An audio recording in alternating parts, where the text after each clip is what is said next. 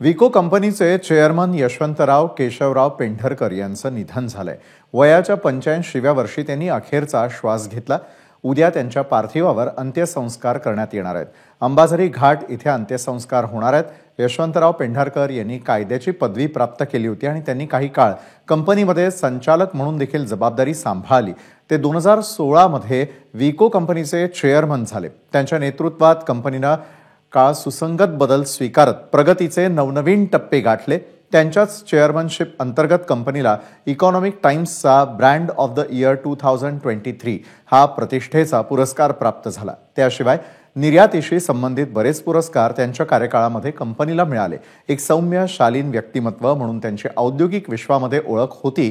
त्यांचा संस्कृत भाषेवर पगडा होता। त्यांना भगवद्गीता, रामायण आदी धार्मिक ग्रंथांच्या वाचनाची प्रचंड आवड होती। त्यांच्या निधनानं सर्वांना सोबत घेऊन चालणारे सुसंस्कृत आणि समंजस व्यक्तिमत्व तसंच उद्योजक गमावल्याची भावना औद्योगिक विश्वानं व्यक्त केली आहे।